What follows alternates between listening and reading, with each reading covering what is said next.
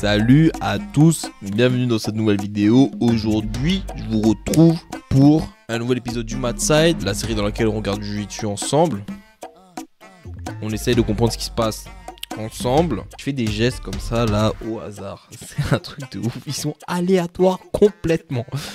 Donc, ici, on retrouve Andy Murasaki, un des athlètes les plus talentueux, les plus forts, hardworking de l'époque actuelle des choses. En train de chez Athos contre Mateusz Spirandelli. J'ai déjà entendu ce nom-là, mais je sais plus dans quel combat j'ai déjà vu ce Mateusz Spirandelli. On est au World 2023 où Murasaki a combattu en moins de 88 kg.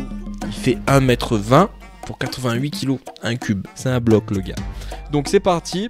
En arbitre, on a André Marola. Bon dia, professeur. C'est un de mes arbitres préférés. Souvent sur les compétitions ici au Portugal, il est là. Du coup, on se connaît un peu. Très gentil. Très gentil ce André Marola. Donc, Murasaki avec la ceinture bicolore, verte et jaune. Mateusz Spirandelli du côté blanc. Quart de finale, ils nous disent ici. Mateusz Spirandelli, je connais pas son jeu, mais là il tire la garde. Il installe une de la riva contre le pantalon. L'arbitre arrête le combat et remet au milieu tous les deux. Alors il avait un contrôle au pantalon de la riva. L'autre main, je sais pas ce qu'elle faisait, si elle était au col ou si elle était à la manche. Et on a un Andy Murasaki qui contrôle la jambe libre et qui a une saisie au col. Ou l'appel. Pour mettre la pression sur la de la riva, je pense. Là, il va nous faire un truc à la Batista, je pense. À la Gustavo Batista, là. Je pense qu'il va tuer la jambe à l'intérieur de ses deux jambes et passer du côté de son côté gauche, je pense. Contrôle à la manche ici pour Spirandelli. Il casse ça. Murasaki qui reste haut. Mais même haut, il est bas.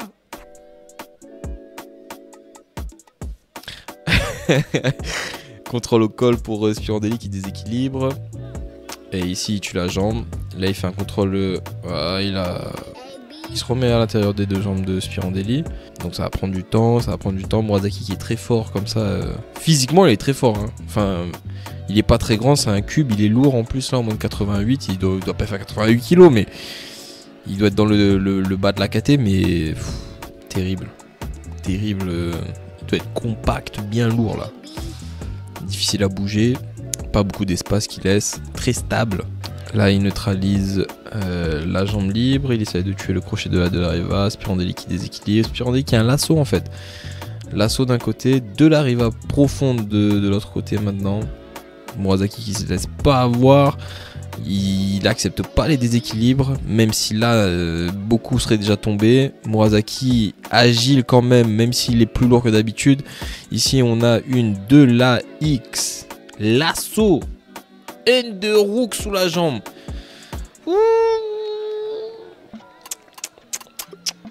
C'est pas joli. Je crois qu'ils m'ont chez là. Attention, sweep pour Mateusz. Mateusz qui arrive à stabiliser, peut-être qui arrive pas à stabiliser, mais Murasaki se défend. Murasaki qui se fait amener au sol. 2 points pour Spirandelli là. Spirandelli qui attaque le dos de Murasaki qui défend le crochet. Murasaki qui a déjà un crochet à l'intérieur, il a déjà un crochet installé. Deuxième crochet peut-être. 2 points que André Marola donne à Spirandelli qui essaie de travailler l'étranglement. 4 points maintenant parce qu'il avait les 2 crochets à l'intérieur. Spirandelli qui essaye d'étrangler Murasaki. Spirandelli qui tire sur le lapel de Murasaki. Spirandelli qui serre le cou de Murasaki. Murasaki qui défend, qui se laisse pas faire, qui essaye de récupérer, de défendre les crochets, qui essaie de défendre l'étranglement en même temps. Multitasking à son paroxysme. 4 points encore. 10-0 pour Spirandelli. Il reste 6 minutes. Il peut rester là. Les gars, là on est dans le combat. On est dans une position dominante. Comme le dos ou la montée, on peut rester là pour la fin du combat. Pendant 6 minutes, il peut rester là, l'arbitre ne dira rien. Attention, Murasaki qui arrive à sortir du dos. Je pense que Spirandelli voulait terminer. Il y a eu un peu d'espace, c'est normal. Quand on attaque les finalisations comme ça, des fois, la position, elle est un peu plus lâche, un peu plus relâchée. Et Murasaki a pu tourner sur lui-même. Il repart dans une garde fermée, il se remet debout, contrôle à la manche. base, mais Spirandelli attaque un muscle sweep où il contrôle en underhook maintenant la jambe de Murasaki. Murasaki qui essaye de kicker son bras. Il est incroyable ce combat. Pourquoi j'étais pas au courant de ce combat là moi? Qui essaye de se défaire là, Spirandeli qui contrôle la manche de Murasaki 2 contre 1. Spirandeli qui essaie de se remettre debout, Murasaki l'en empêche. Et là, Murasaki essaie de travailler deux mains la ceinture. Murasaki qui essaie de travailler deux mains à la ceinture. Il arrive à ouvrir la garde. L'assaut pour Spirandeli. Spirandeli qui se fait pressionner son lasso. Spirandeli qui se fait pressionner son lasso. Murasaki qui a activé la marche avant, là, très clairement, qui marche sur l'assaut de Spirandeli.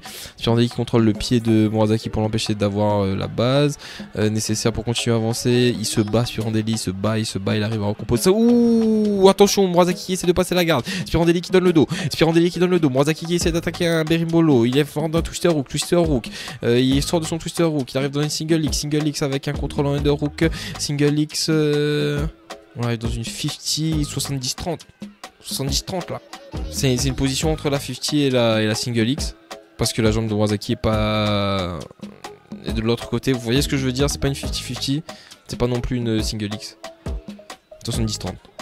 Et ici, on a Spirandeli qui essaie quand même de déséquilibrer. Continue à déséquilibrer Murasaki. Murasaki qui a qu'un avantage. Hein. Qu'un avantage contre 10 points en face. Attention, là il se sort de la 70-30. Il essaie de passer au tour. Mettre de la pression sur Spirandeli. Spirandeli qui donne le dos. Murasaki qui l'empêche de tourner. Murasaki qui contrôle le col. Seat belt. Premier crochet installé. Premier crochet installé pour Murasaki. Murasaki qui travaille le deuxième crochet.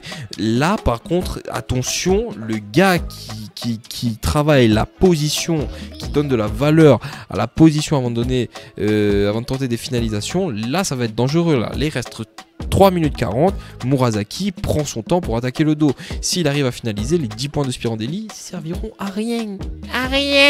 Attention, double underhook de la part de Murasaki qui veut pas se faire déséquilibrer vers l'avant, qui veut pas perdre le dos. Là il travaille pour changer son double underhook en seat belt encore une fois. Il travaille les étranglements et il travaille son deuxième crochet, les deux en même temps. Attention, ici Murasaki qui est penché vers l'avant, mais qui a, j'ai l'impression, un étranglement. Exactement, là il tire sur l'étranglement, Spirandeli se remet debout. Ouh, il a tapé. Oh, il a tapé. Oh là. Oh Seigneur. Est-ce que vous avez compris ce qui s'est passé?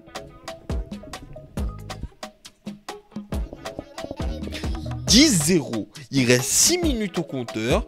Murasaki revient. Comeback de l'année. Finalise son adversaire. Il reste 3 minutes au compteur. C'est terrible. Je suis déboussolé.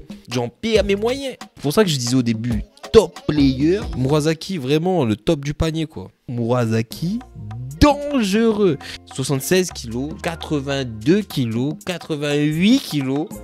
Dangereux partout ce Murasaki. Donc les gars, si cette vidéo vous a plu, j'espère qu'elle vous a plu déjà. Mais si c'est le cas, n'hésitez pas. Donnez-nous de la force, abonnez-vous à la chaîne, partagez la vidéo avec vos potes du jiu-jitsu, laissez-nous des fingerlocks. Ça nous aide beaucoup. Moi je vous dis à la prochaine pour plus d'aventures. Ciao, portez-vous bien. Peace. Os.